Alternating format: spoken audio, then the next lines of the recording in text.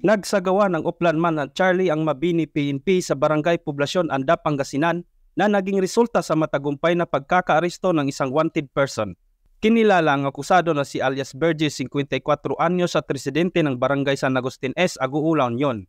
Batay sa ulat, bandang alas 3 ng hapon nang isinagawa ang operasyon sa bisa ng warrant of arrest na inisyu ni Honorable Vincent Espinosa Lamog, presiding judge ng RTC Brad 70 Burgos, Pangasinan, para sa kasong 2 counts of illegal recruitment na may inirekomendang piyansang nagkakalaga ng 120,000 pesos bawat bilang.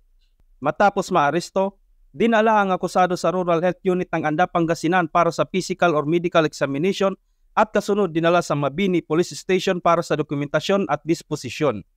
Ang pagkakahuli sa akusado ay nasahang magdadala ng hustisya sa mga biktima ng kanyang mga iligal na gawain at magbibigay ng babala sa iba pang nagtatangkang lumabag sa batas. Mula dito sa Ilocos Region, ako ang iyong PNN correspondent, Police Staff Sergeant John Del Supremo, alagad ng batas, tagataguyod ng Balitang Pulis.